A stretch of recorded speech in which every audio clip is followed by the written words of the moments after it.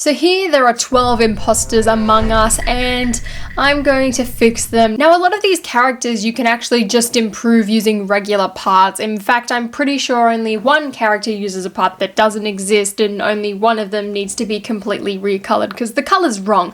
Besides that, you should be able to fix all of these characters yourself, which then makes me wonder why the quality decreased in the Harry Potter 2020 figures in the first place. Because in total here, we have 10 figures that I think need to be improved on, and they all come from 2020 alone. Only 2 of them are from 2018. 2019 did a really good job, and even 2018 did a good job. One of these figures just got caught up in the great leg debate of 2018, and one of them I just do not like the color of the hair, so it's mild changes. I do not know what happened in 2020. I think the design team just wanted to put more time and effort into the builds, in saying that the astronomy tower had white door frames, so I don't know. So I don't even know if that's completely accurate, but yeah, I just personally was not happy, and I know quite a lot of fans were disappointed in the drop in quality and detail and attention that these figures got as well. Most of these characters only require minor changes, and then, you know, there's Molly and Bellatrix, who I'm finally going to make good today, because the fact that the 2010 versions, in my opinion at least, are better than the 2020 versions is just really sad. So starting off with, we have Draco Malfoy from the 2018 Great Hall set, and overall I think this figure is pretty good. I mean, the eyebrow print being in brown kind of annoys me. The one thing I do not get though is the color choice for his hair, because if you take a look at him in comparison to the 2010 ones, that hair color is so much more accurate. The Malfoys have almost blonde white hair. Like, it's closer to that than it is this yellowy blonde color that they've been using. So literally the only thing I need to do for this figure is swap out the hair, and then I think we've got a much better looking Draco Malfoy. Now he actually looks like a cunning evil child. Admittedly though, in the first 2 films his hair was a lot blonder, so I guess this hairpiece works, but personally I just think this color in general is so much better for the Malfoys. Next up we have Hermione Granger, and Hermione is really good, and in fact out of the Hogwarts Express she's the only one that actually has a torso print that represents the Prisoner of Azkaban. However, because this figure was released in 2018 before they'd really set in stone the heights of the legs, Hermione is not accurate. So literally just to fix her, we're going to be swapping out her head and hairpiece as well as her legs. So to do this, we're going to borrow the head and hairpiece from the 2020 Forbidden Forest Umbridge's Encounter, and then I'm going to steal some tan mid-legs from one of the 5,000 Harry Potters that we've got in that Prisoner of Azkaban outfit. And there you have it, a Prisoner of Azkaban Hermione that actually looks like the remainder of the Prisoner of Azkaban Hermiones. Next up, we've got Draco Malfoy from the Monster Book of Monsters, and I honestly feel like this figure was just thrown in there for the sake of having a figure, because some of the detailing on him is just not accurate, and like the original one from 2018, I do not like that hairpiece at all. But firstly, I feel like we need to fix the uniform, because in this scene Draco had his robes on and they were open, which luckily we did get a torso like that from the 2020 Astronomy Tower. So to start off with, I'm going to steal that Draco's torso, and then because he is a medium-sized character, I'm also going to steal the legs of Harry Potter from the original CMF series. As we know, I do not like that hairpiece. Now there are 2 that I would think of, because firstly, I don't think this style matches this particular figure. I think for the younger ones it worked perfectly. So there are 2 that I want to try out. The first being the dog trainer hairstyle, and this is the one that I personally think makes a lot more sense for this type of Draco, and even the older versions. I just think this looks a lot more like him. It has a lot more definition to it, which Draco did end up having. Although another option is this weird combed over piece that they used for Neville that is in that darker tan color, which personally I don't think looks quite as good, but the color is a lot more accurate. So for this particular figure, I'm just going to leave him with the dog trainer hair, and that looks even better. Ideally as well, you could probably even use Flitwick's hair if that came in a blonde, although I feel like the curtain bang hairstyle is just a bit too up high for this figure. Next up is Cho Chang, and I honestly think the design of this figure is really good. It is just the color of the dress that I do not think is accurate at all. Her dress was very clearly more of a silver and grey in the movie, so literally to do this this, all I'm going to do is try and throw this figure into Photoshop and make it look grey, but I don't think the detailing is going to come through. So just imagine this dress as light bluish grey. Ta-da! Starting off our borrow figures, we have Nymphadora Tonks, and you might think that there's not really too much wrong with Nymphadora, and honestly there isn't. I just think that her hairpiece needs to be changed. And to fix this figure, I personally really want to get the Kira hairpiece from Solo to swap it out. I know that someone on Eurobricks did mention this in a post, which is what kind of gave me the idea. Unfortunately though, I do not own that hairpiece in that dark brown color currently, so here's a little Photoshop mock-up that I tried to do, which doesn't actually look that good or accurate, but it gives you a good idea. Now we're getting on to my 3 biggest pet peeve figures, and first up is Ginny Weasley. Now, while I don't like Ginny's outfit in the burrow, I think, you know, it works for casual clothes. I guess it's not that great, but what annoys me most is the head, and this one's luckily a very easy fix, as we did get Ginny Weasley in the CMF series, and while I don't really like that Ginny Weasley, that face looks 100 times better than a reuse of Claire from Jurassic World. Like, honestly, why are we reusing all of these characters? You cannot tell me that Claire from Jurassic World looks like a 15-year-old Ginny Weasley, but okay, that's fine. And just like that, we fixed Ginny Weasley, and luckily this fix you can do for the low price of $5.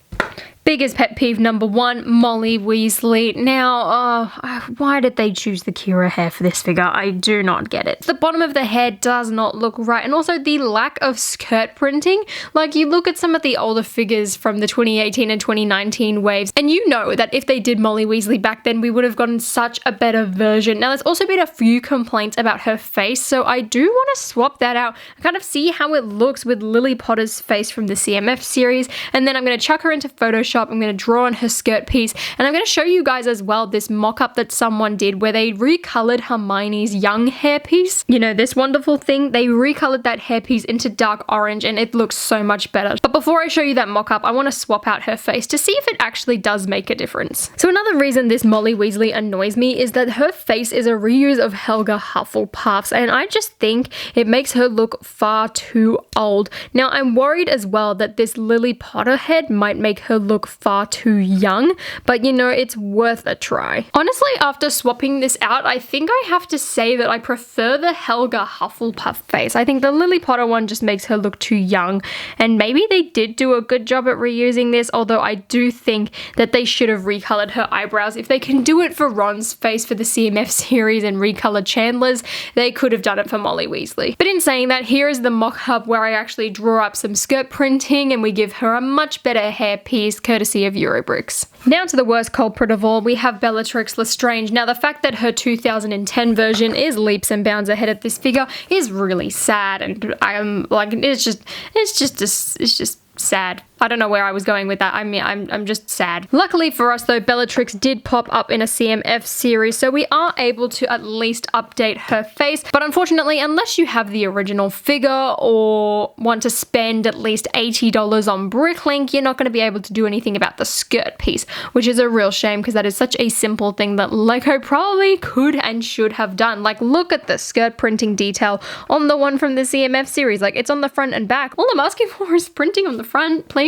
Please make the builds less boring, introduce less new pieces so we can have better printing. The fact that that face is from Mantis actually, who is an Asian actress, whereas Helena Bonham Carter is very clearly white, it's wild. I don't get it. This is the Bellatrix I so badly wanted from a set. It is just such a shame that we didn't get it. At least with this Bellatrix, unlike Molly, you can kind of piece it together. It is just going to cost you an awful lot to do so. Next up is Lavender Brown, and I feel like Lego could have done so much more with this figure. Firstly, reusing Ray's face I don't think was a good option, but honestly that is the least of our problems with this figure. I personally don't like the use of the Friends hairpiece. I don't think it's very accurate at all, and Lavender literally has no skirt. They've just given her plain purple legs, which I don't think is a good idea. So firstly, what I want to do is swap out Lavender's hair with the Popstar hairpiece from the CMF Series 2, like they had in the Lego Harry Potter video. video game. Firstly, I think this looks a lot better and it's still got that curly texture that Lavender Brown is known for.